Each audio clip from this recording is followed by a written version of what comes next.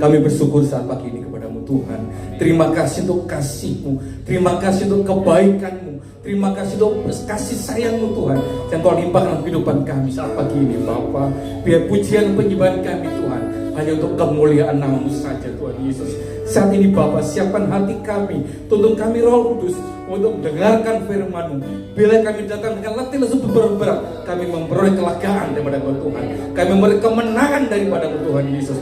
Kami memperoleh kesembuhan daripada Tuhan. Bila firman iman disampaikan oleh hamba-Nya menjadi rema dalam kehidupan kita. Urapi hamba-Mu Tuhan, sembunyikan di balik salib-Mu. Bila firman itu disampaikan dan menjadi kekuatan iman kami. Terima kasih Bapa. Di dalam nama Tuhan Yesus kami sambut firman Kudus pada pagi hari ini. Haleluya. Amin. Silakan duduk Bapak Ibu.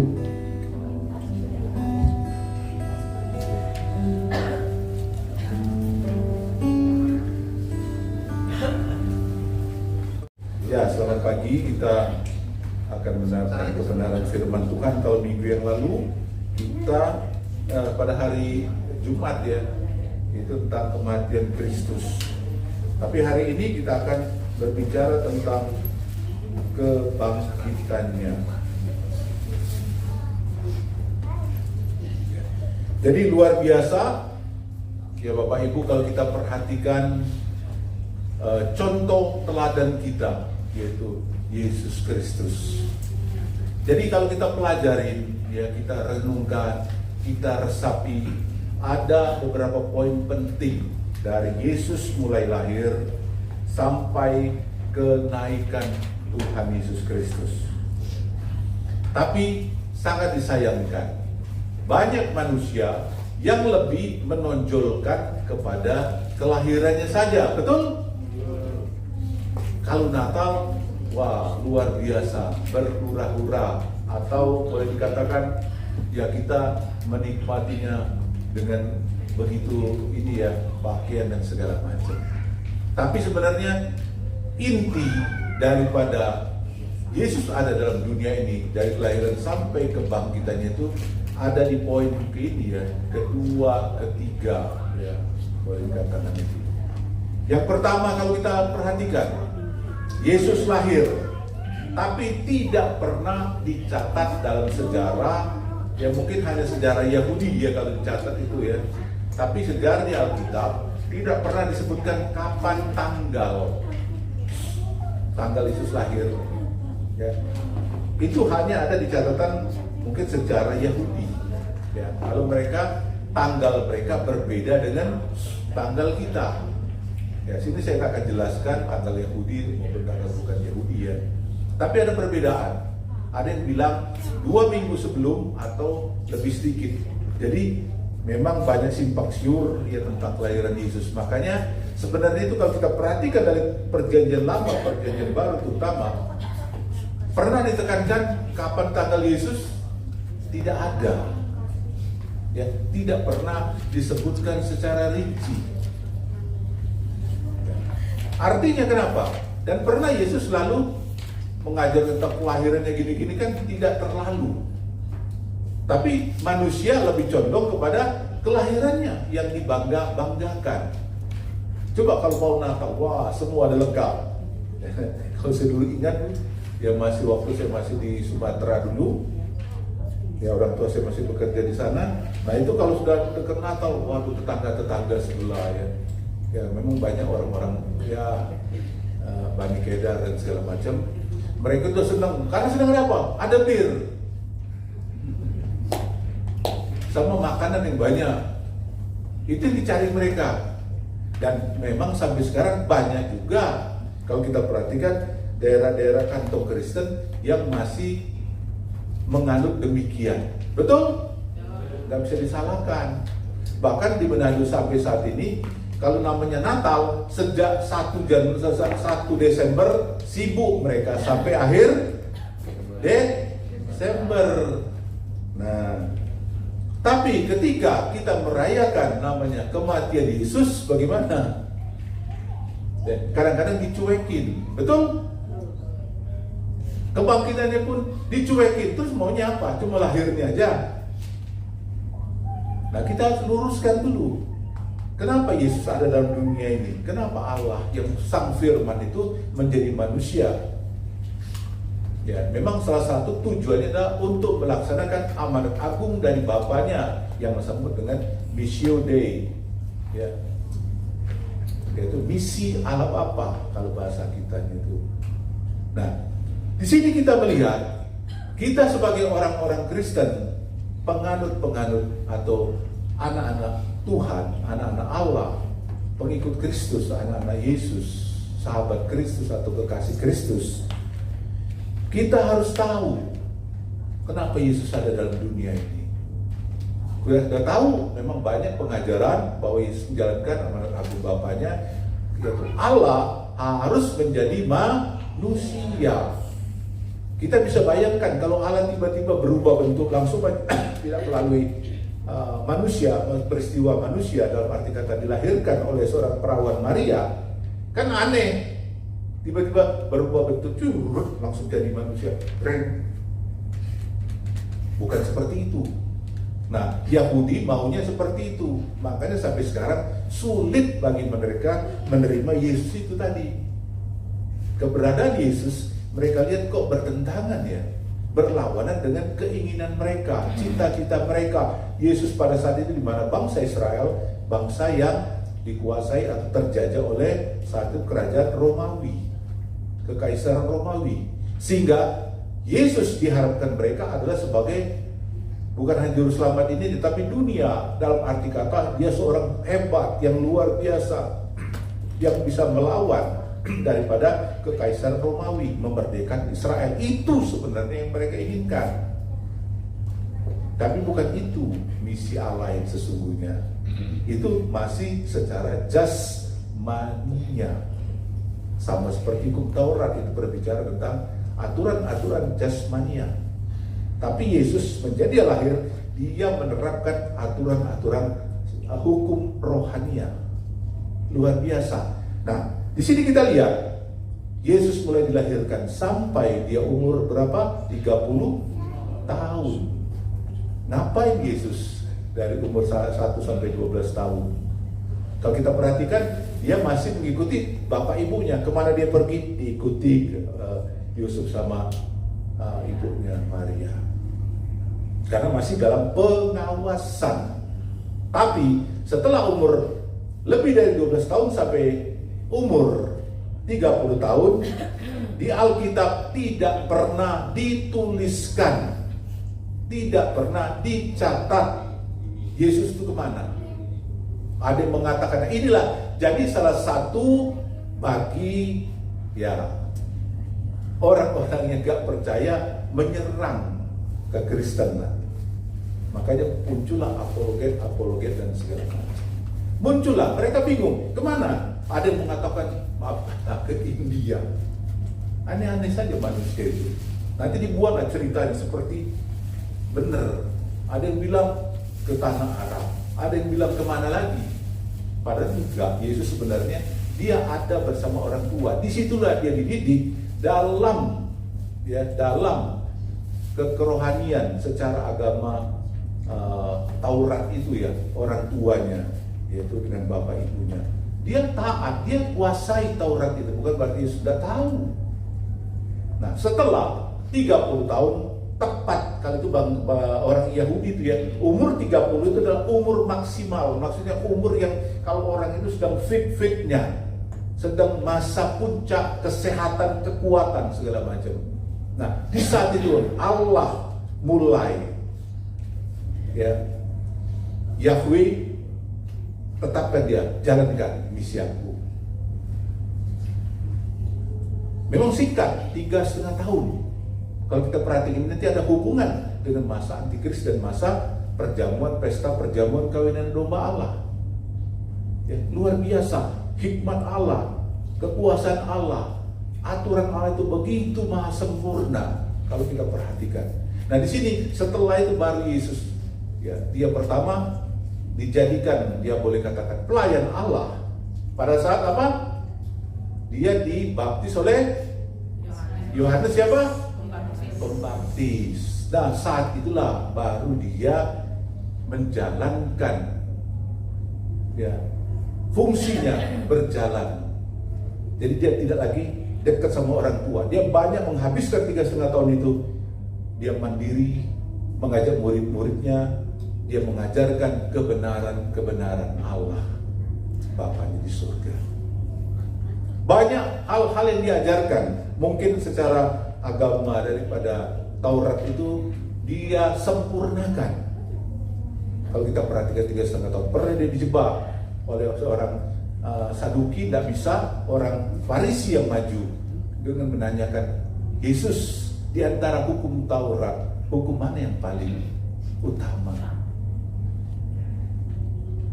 Yesus ditanya, dia sudah maha tahu, cuma gampang aja dia jawab dalam Matius pasal 22 ayat 37-39. Apa? Kasihilah Tuhan Allahmu dengan segenap hati, dengan segenap jiwa, dengan segenap kekuatan. Itu sebenarnya memang benar ketika kita sudah melakukan menempatkan Allah, menghormati Allah nomor satu dalam hidup kita, otomatis hukum Taurat itu kita bisa lewati. Tidak mungkin kita membunuh, berzina, apalagi menghormati orang tua, jangan mencuri, jangan menyembah ilah-ilah lain, jangan menyembah patung-patung, kemudian apalagi jangan mengingini orang lain, baik istrinya, anaknya, siapapun, harta bendanya. Kita pasti lewatin, nggak akan seperti itu.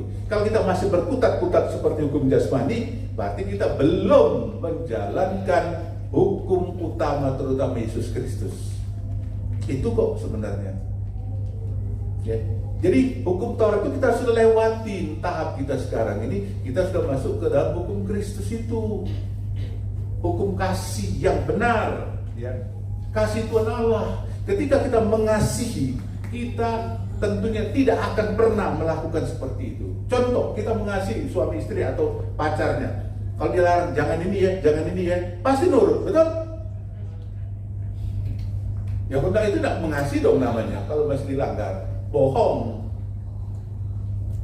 Ketika kita menyatakan aku mengasihi, kita harus larang. Ada hal-hal yang memang tidak boleh kita lakukan. Itu tanda kasih.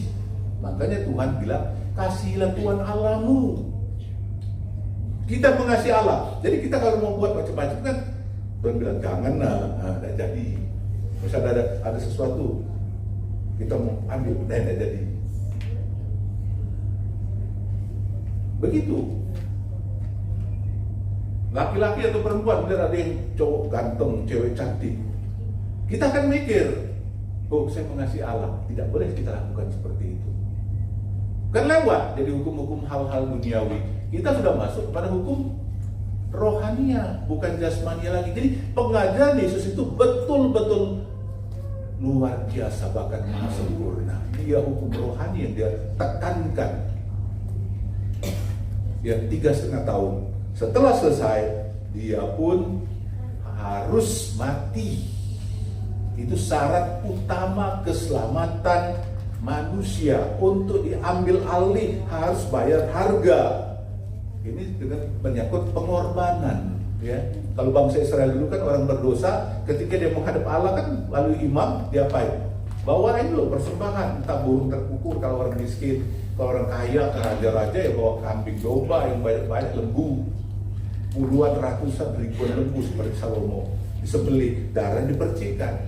Itu syarat mutlak dan tidak bisa dilewatkan. Nah seperti itulah Yesus harus, tapi bukan mempersembahkan apa. Karena dalam firman Tuhan sebenarnya Allah sudah mempersembahkan. Ketika manusia pertama Adam dan Hawa jatuh ke dalam dosa, langsung keluar ide Allah. Harus ada isi persembahan kambing domba, sudah dipersiapkan. Maka disebut Yesus apa? Anak domba Allah. Sudah planning Allah, sudah jalan. Tapi untuk ke sana perlu waktu. Di apa dulu? Selama 4.000 tahun itu. Dipersiapkan, bukan asal-asal. Satu hal itu. Yang kedua, supaya apa? Manusia itu ya tahu akibat, sebab akibat dosa tidak semudah itu. Sekarang berbuat dosa, besok seenaknya. Kita hargai Allah, tidak boleh. Itu akibat fatal, sebab akibatnya itu. Jangan dibilang gampang. Ya. Makanya Tuhan Allah, Bapa di surga sudah mempersiapkan anak domba itu selama 4 hari, berbicara 4.000 tahun. Setelah mulai dari kejatuhan manusia pertama Adam dan Hawa sampai Yesus kembali, lebih kurang hampir 4.000 tahun. 4 hari, karena 1 hari Allah, 1.000 tahun manusia, betul? Jalan Petrus itu. Nah disitulah baru Tuhan nyatakan anak domba ini harus mati, dan matinya betul-betul mati yang sangat menggenaskan. Tidak ada seperti matinya Yesus ini, begitu mengerikan. Ya, pertama diejek-ejek, difitnah, diapainlah oleh orang-orang. Oh ini raja orang Yahudi, ini gini-gini, supaya apa? Benci kaisarnya. Ini kita sikat aja. Nah itu manusia itu betul-betul ya, iblis ingin menghancurkan, tidak bisa. Jalan keselamatan Allah begitu sempurna. Yesus mati, matinya pun pertama sudah diadili, dicambuk lagi, diberi mahkota duri lagi. Itu kalau kita sudah kasihkan sharing ke grup ya, begitu mengerikan. Mahkota duri ditancapkan ke sini sampai ke saraf-saraf masuk. Itu sadis itu. Kalau dipikirkan, hukuman yang mengerikan saat itu. Ya, mereka merendahkan, disebut Inri itu kan, yang ini raja orang Yahudi. Mengejek sekali mereka. Yesusnya mengalami penderitaan batinnya, diejek, difitnah, diapain, begitu tidak menyenangkan. Tapi Tuhan tidak balas. Akhirnya dia dicambuk 40 kurang 1, 39 kali. Cambukan juga bukan sembarang cambuk. Cambuk yang berkait seperti besi-besi logam yang ujungnya seperti pancing itu. Cek, cek, kecabut itu urat saraf segala macam. Sakitnya itu mahal luar biasa itu. Kita keberet sedikit aja pisau, sakit di tangan. Sampai lagi itu yang film kita tonton kemarin itu belum apa-apa Bapak Ibu. Itu hanya kelihatan wajahnya kan tidak diapa-apain, betul? Betul nggak? Enggak kan, tidak ada sentuh, cuma belakangnya yang hancur, betul? Sini kan cuma 1, 2, 3. Sebenarnya itu nggak begitu loh, habis. Dalam Yesaya itu apa dikatakan sana?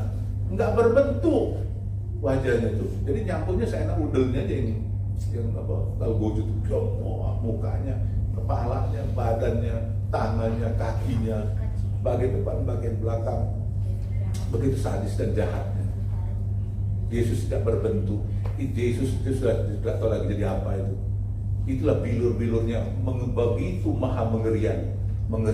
Tapi di balik semua itu, oleh bilur-bilurnya sakit penyakit kita disembuhkan. Nah itu untungnya. Yesus sudah tebus dengan cambuk itu, sebab bilur-bilurnya darahnya tercurah. Ya. Bahkan kemudian sudah itu pikul salib lagi, sudah hampir darah sudah 90% tuh habis tercurah oleh karena cambuk tadi, darah kesana kemari, bawa lagi tuh ya, berapa kilometer dengan beban salib yang 70 kilo, tambah habislah darah yang tercurah. Kemudian barulah dia disalibkan. Disalibkan itu sebenarnya bukan di sini loh. Ya, Bapak Ibu, bukan di sini loh, bukan telapak tangan, di sini, di pergelangan tangan itu sakitnya luar biasa loh itu. Memang tentara Romawi itu tentara gila mungkin ya. Dia kalau nyiksa tidak tanggung. Orang disalibkan situ, kalau jadi orang terpaku ini kan tertarik, tuh maha dahsyat itu penderitaan Yesus itu benar-benar tidak bisa dikatakan. Kakinya lagi bukan gini kan. Jadi ketarik, ini lagi nahan gini. Jadi penderitaannya itu sudah, tidak bisa dibayangkan dengan akal pikiran. Secara kedokteran segala macam menyebutkan penyiksaan gila itu luar biasa jahatnya. Ya, tidak ada tarahnya. Dia bisa tahan sampai 3 jam menderita itu. Sudah haus, sakit, bahkan tidak tahu lagi apa itu gimana lagi. Sampai akhirnya Yesus bilang, Eli, Eli, lama sabachthani. Allahku, Allahku, mengapa engkau meninggalkan aku? Dia merasa Yahweh Bapaknya itu Allah Bapa, seolah-olah meninggalkan dia. Tapi bukan. Allah bukan tidak bisa bertindak, tapi Allah harus menyelesaikan karyanya. Makanya di surga sepi. Semua menonton Allah Yesus itu, anak manusia yang jahat itu, dipaku di kayu salib. Surga tidak ada satupun yang berkutik, diam semua. Mungkin banyak yang sedih melihat itu. Karena apa? Anak domba Allah. Tapi ada satu kegembiraan mereka juga apa? Karena kemenangan. Dia taat, setia sampai mati, sampai tetesan darahnya kepada Bapa. Makanya dibilang firman Allah, tidak ada satu nama pun di bawah kolong langit ini. Bahkan setiap lidah, setiap lutut berseru mengaku Yesus sebagai Tuhan. Ya, begitu luar biasa penghargaan Allah. Dia sudah mati tepat jam 3. Kemudian dia bangkit kembali pada hari, ya kalau kita ini hari Minggu ya. Kalau di sana itu sebenarnya perhitungan itu setiap jam 6 itu sudah berubah hari. Kalau perhitungan orang Yahudi itu beda dengan kita. Makanya sebut 3 hari. Kalau itu kan hitungnya cuma 2 hari, betul? Kalau kita kan enggak per jam 12, betul? Makanya kalau kita dihitung cuma 2 hari. Tapi bukan, Yahudi jam 6. Maka di jam 6 lagi besok 1 hari. Jadi tepat 3 hari, betul. Puji Tuhan, Yesus bangkit. Ini satu kemenangan bagi kita. Kalau Yesus tidak bangkit, aduh, sia-sialah kita. Sia-sialah yang dijalankan oleh Yesus. Tapi dia bangkit, dan bangkit. Ini satu kemenangan yang mahal luar biasa bagi kita. Inilah contoh bagi kita nanti. Kita di dalam Kristus mati tidak sia-sia, tapi akan bangkit tubuh kita ini. Memang ketika kita mati, ya, roh dan jiwa kita kemana? Ke surga. Jangan bingung-bingung jawabnya. Cuma tubuh kita ini belum. Tunggu nanti setelah peristiwa Yesus datang kedua kali di awan-awan, bukan ke bumi dulu loh, bukan ninjak kakinya ke dunia bumi ini, bukan. Di awan-awan, namanya peristiwa rapture, itu pengangkatan, ya. Orang-orang yang mati duluan di dalam Kristus disatukan kembali, tubuhnya disempurnakan, roh dan jiwanya bersama Tuhan di awan-awan. Kemuliaan Tuhan berbicara. Di satu sisi antikris berjalan 3,5 tahun juga. Baru nanti yang di awan-awan tadi turun ke bumi. Yesus yang menginjakkan kaki ke bumi, rank dengan orang-orang kudus, merintah 1000 tahun. Lucifer, setan, iblis, roh jahat, mereka disingkirkan ke dalam jurang yang tidak berujung. Ya. Sedangkan antikris sama nabi palsu, mereka yang pertama kali dipanggang di mana? Gehenna. Ya, neraka itu tidak jelas kalau bahasa itu. Gehenna itu kalau orang Yahudi katakan tempat pembakaran sampah.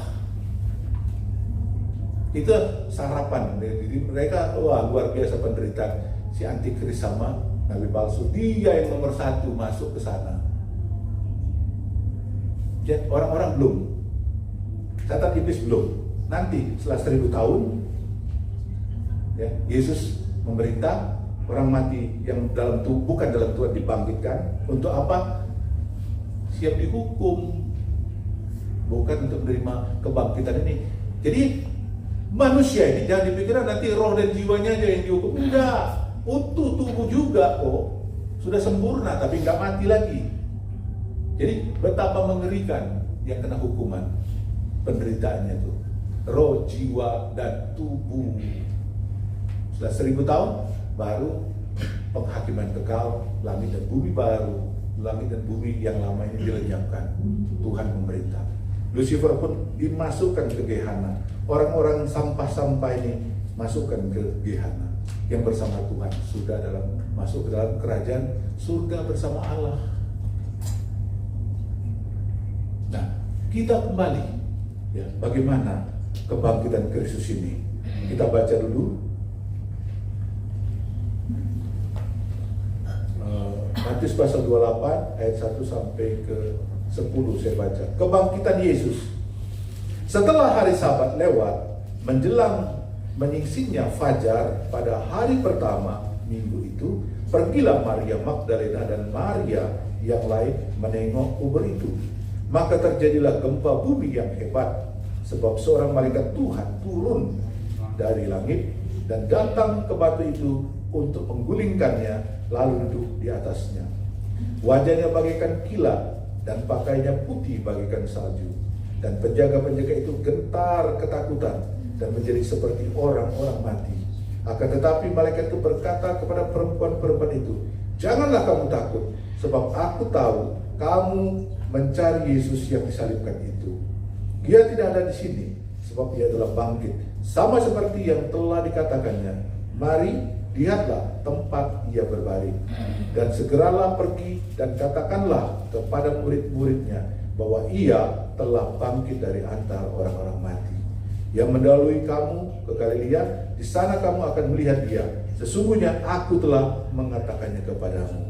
Mereka segera pergi dari kubur itu dengan takut dan dengan sukacita yang besar dan berlari cepat-cepat untuk memberitahukannya kepada murid-murid Yesus. Tiba-tiba Yesus berjumpa dengan mereka dan berkata, "Salam bagimu." Mereka mendekatinya dan memeluk kakinya serta menyembahnya.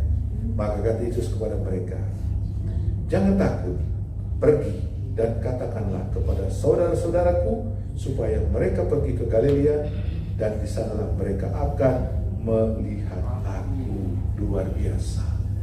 Dikatakan apa? Saudara-saudaraku. Siapa saudara itu? Bukan saudara kandung Yesus ya, yang lahir setelah Yesus, bukan. Murid Tuhan. Ya. Kita pun kalau pengikutan dalam Tuhan itu berada bertingkat nanti setelah pertama itu ya. Sebagai anak Tuhan, makin lama makin tinggi posisinya. Jadilah sahabat-sahabat. Nanti ujung-ujungnya jadilah mempelai Kristus. Jadi ada porsi masing-masing. Ya terserah kita, pilihan di tangan kita. Kalau kita ngikut benar-benar ya sudah, jadilah anak-anak saja.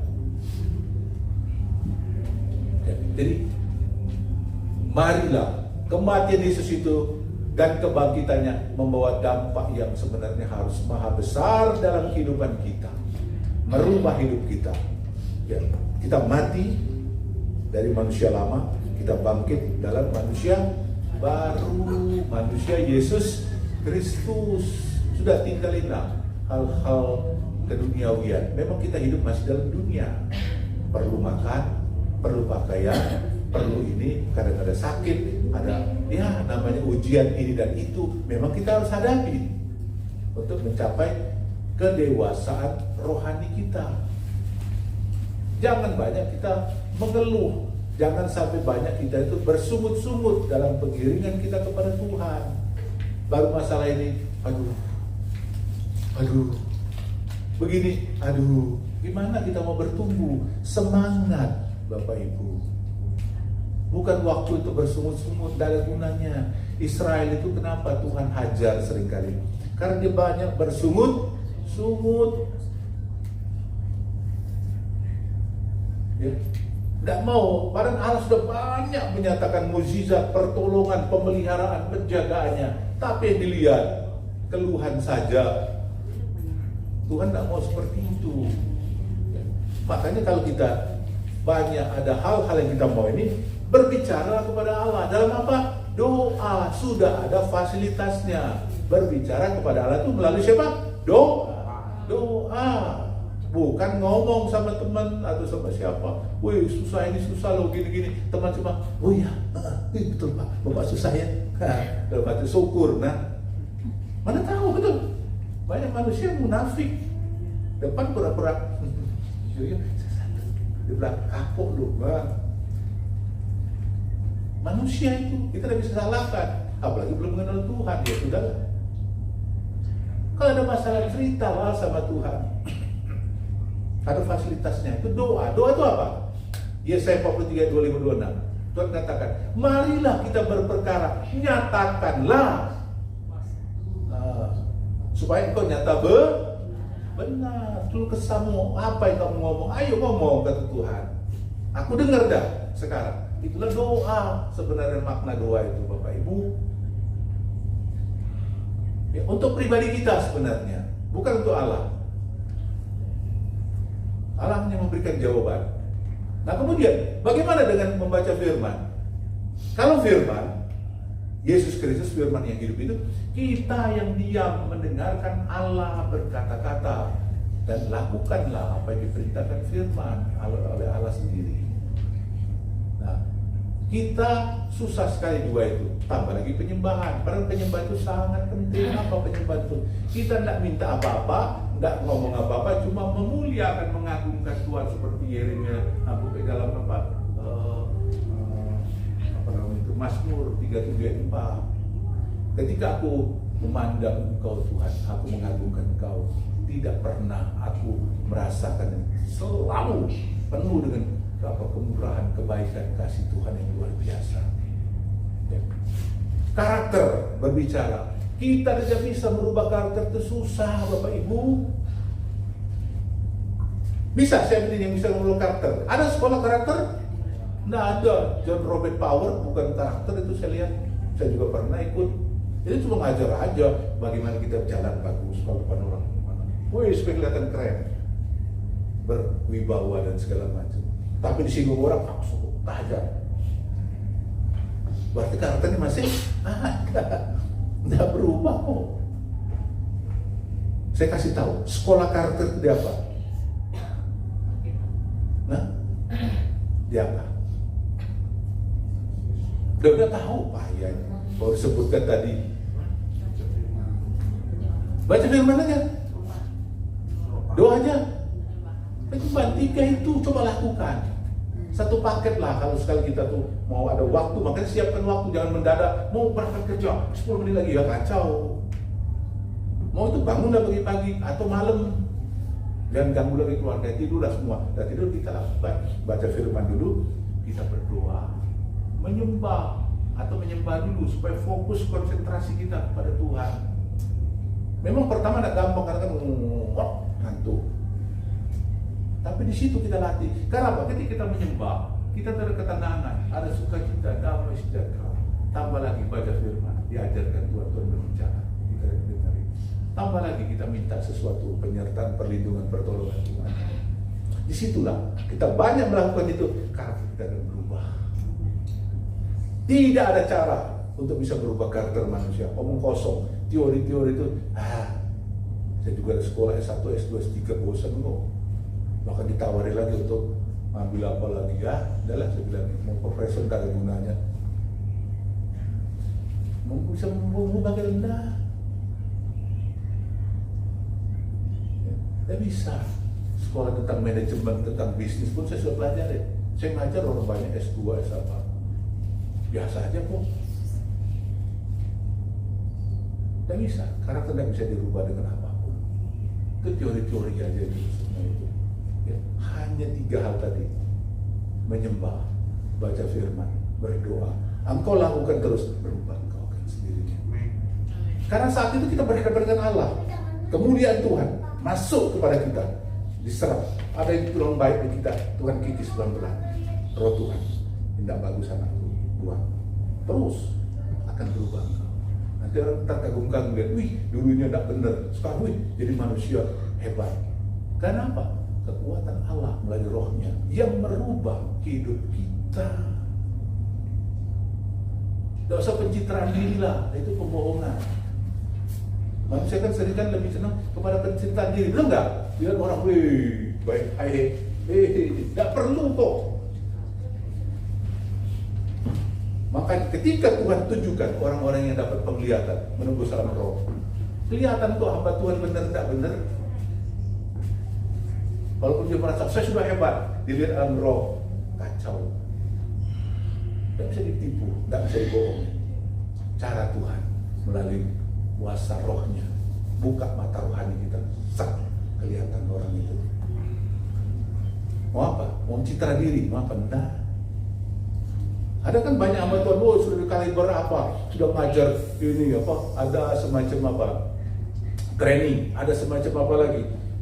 Ya katakan banyaklah program-program ini, program itu. Kadang-kadang saya salut, bagus. Cuma ketika dilihat masih berapa persen keadaannya, ada apa? Bahkan kalau Tuhan izinkan dilihat, kok di surga dia rendah, ada apa? Banyak, semuanya udah bagus kok. Ternyata tadi hubungan dia sama Tuhan belum bagus.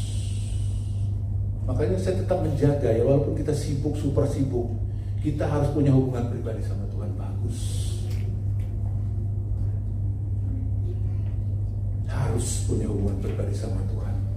Itu nomor satu dari segala-galanya. Tidak ada lebih penting dari itu. Kita melayani, tapi kita tidak pernah berdoa, tidak pernah baca firman, tidak pernah nyembah. Apa yang diajarin? Teori, doktrin. Ini yang banyak dilakukan. Makanya ketika Tuhan izinkan mata rohani kita dibuka, aduh kasihan Tuhan. Tidak bisa ditipu Bapak Ibu. Kalau Allah Roh Kudus sudah bukakan mata kita, bisa lihat, tidak bisa dibohongi. Makanya sudah usah ngejar lah di hadapan manusia, di hadapan Allah kita benar, di hadapan Allah. Otomatis kok itu.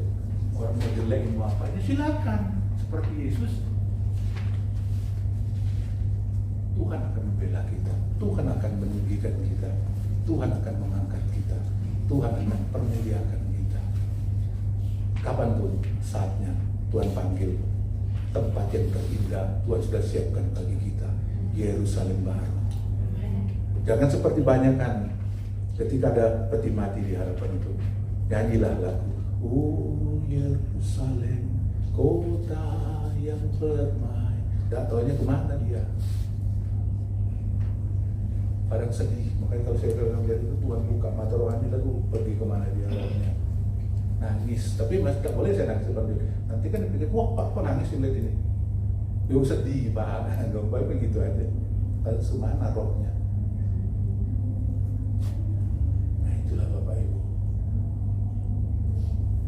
Sesibuk apapun kita, saya tahu kita bekerja harus mencukupkan kebutuhan anak istri kita, tapi kita juga tidak boleh lalai,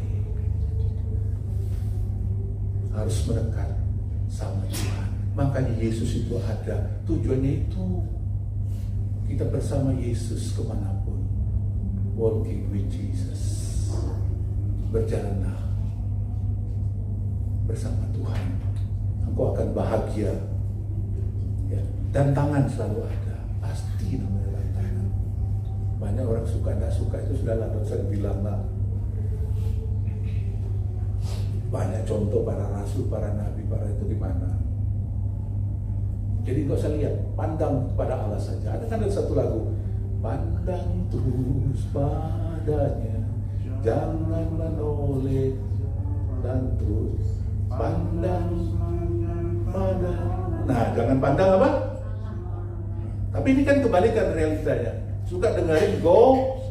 Kalau gosipin orang, enggak, dia tuh begini. Kalau sama saya sesekak, enggak usah cerita gitu, saya mau dengar. Ngapain ceritain orang? Apa untungnya? Enggak ada untung kok. Bahkan hukum Taurat apa? Jangan engkau memfitnah, jangan engkau begini dan begitu. Ngeri loh. Buanglah, sudahlah. Kita lurus saja dalam Tuhan. Makanya saya maafkan, saya tidak mau dengar orang, oh Pak itu gini, nah enggak ada usah lah. Doain aja dah. Dan manfaat. Kita gunakan otak kita, supaya otak kita ini bagus, bukan otak diisi yang tak karu-karuan, sampah-sampah. Yesus itu sudah mati loh bagi kita. Begitu mengerikan untuk menebus kita. Masa kita sia-siakan dengan hidup kita yang tidak karu-karuan?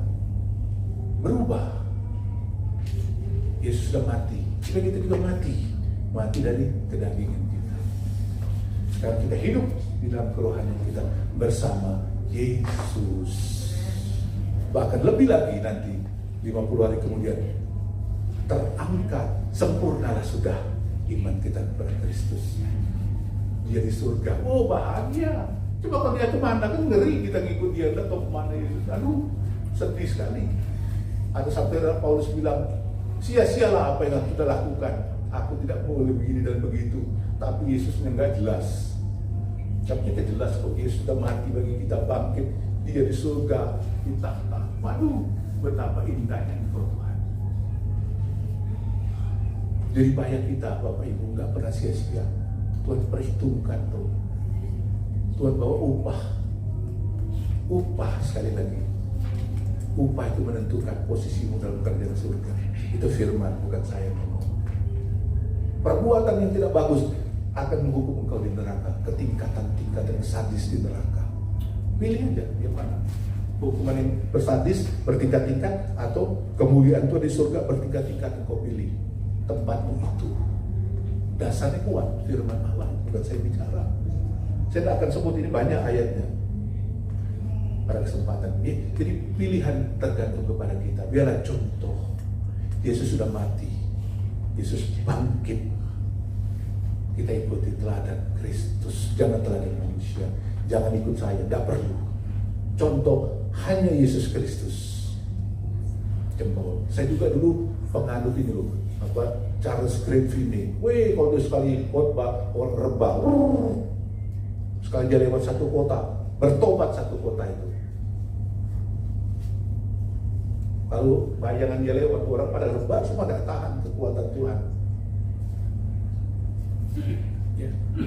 Dia berdoa 24 jam sampai di hotel itu tekuk, lantainya yang dari kayu itu berbentuk lututnya itu. Manusia luar biasa itu. Saya wih, gimana jadi dia?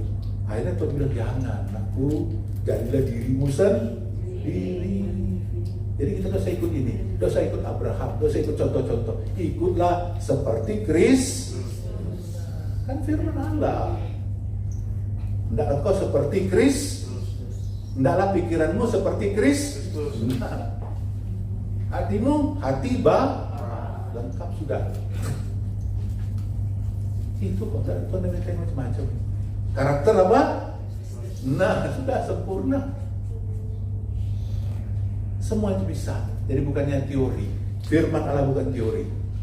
Firman apa yang dituliskan Tuhan itu bisa dilaksanakan, bisa dikerjakan. Kalau teori buat apa dong, sekolah aja. Betul? Itu kan teori banyak. Tuhan sudah kasih contoh, teladan yang bisa diikuti. Tuhan tidak pernah membuat sesuatu yang tidak mungkin kita bisa capai. Tidak mungkin. Allah tidak seperti itu. Kalau kita membuat target yang aneh-aneh, belum tentu orang bisa capai. Betul? Tidak bisa. Tapi kalau Allah tidak seperti itu, dia sudah mengukur. Karena dia apa? Dia sudah pernah jadi manusia. Maka dia tahu aturan. Makanya kan ada Ibrani 10:25 itu. Pencobaan tidak melebihi apa? Allah itu tahu kok. Ya, jadi kita tuh beruntung loh. Allah kita tuh Allah yang gimana saya bilang sangat fleksibel. Dia tahu kemampuan kita, dia tahu kekuatan kita. Dia nggak tuntut yang aneh-aneh dan dia tidak pernah memaksa. Betul? Enggak kok. Pilihanmu itu. Ketika kau lakukan, kau akan dapat ini tingkatan. Nggak lakukan, ya sudah masuk surga masuk. Ketika kau percaya Yesus, tapi tempatmu ya udah terendah. Karena tidak melakukan apa-apa, belum melaksanakan firman Tuhan. Jadi biarlah Yesus mati, Yesus bangkit, membuat satu kemenangan yang maha dahsyat bagi kita. Inilah contoh teladan kita, manusia Yesus Kristus. Sekarang dia, sebenarnya dia itu Allah, tapi dia menjadi, berperan sebagai manusia supaya dia tahu manusia itu gimana. Kalau dia cuma Allah menjadi begitu aja, nggak proses manusia mungkin lain ceritanya. Tapi kita sangat amat beruntung. Allah itu benar-benar luar biasa. Jadi Bapak Ibu marilah sungguh-sungguhlah sama Tuhan. Ikutlah Tuhan, jangan tanggung-tanggung, supaya kau dapatkan yang terbaik dari Tuhan Allah. Firman Tuhan saya nggak perpanjang, ya, tapi kita sudah mengambil hikmah daripada kematian dan kebangkitan Kristus di dalam kehidupan kita sehari-hari sampai menjelang nanti kedatangan Tuhan kedua kali. Ya, lakukan. Tuhan memberkati. Di hadapan kita ada perjamuan kudus. Ya. Secara fisik, mata, jasmani, itu adalah anggur dan roti. Tapi di balik makna semua itu adalah gambaran daripada tubuh dan darah Tuhan